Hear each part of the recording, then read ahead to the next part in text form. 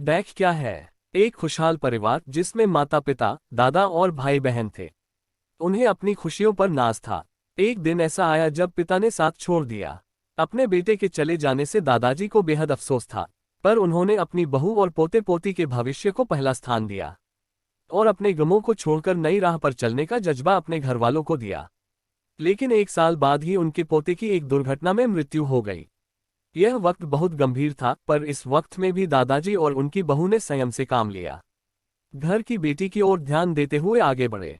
समय के साथ ढलती उम्र के कारण दादाजी ने भी विदा ले ली। अब घर में बस माँ और उनकी बेटी थी। एक खुशहाल परिवार बिखर गया था।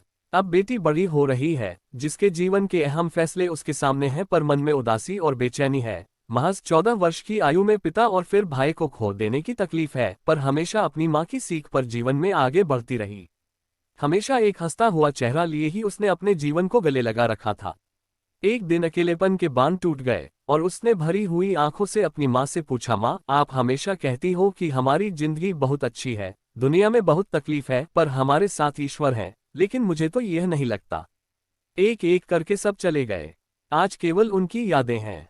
तब माँ ने उससे जवाब दिया, बेटा, मैं मानती हूँ तूने बहुत कम उम्र में अपने पिता और भाई को खो दिया, तुझे उनकी कमी महसूस होती है, लेकिन बेटा, तेरे पिता ने इस तरह की व्यवस्था की थी कि हमें कभी किसी के आगे हाथ नहीं फैलाना पड़ा, न हमारे सर से छत हटी और न कभी तेरी परवरिश में कोई कमी आई।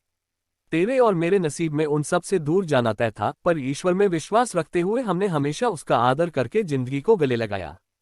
उस कारण ही हमें इस डैक को सहन करने की ताकत मिली।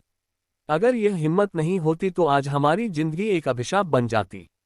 सीख, खुशी और गम एक ही सिक्के के दो पहलू हैं और हर एक पहलू जिंदगी में दस्तक देता है। बस व्यक्ति को गम को बड़ा नहीं बल्कि छोटा करके देखना चाहिए। आशा करता हूं कि आपको यह छोटी सी कहानी अच्छी लगी हो। लाइक करें, शेयर करें और चैनल जरूर सब्सक्राइब करें। आशा कर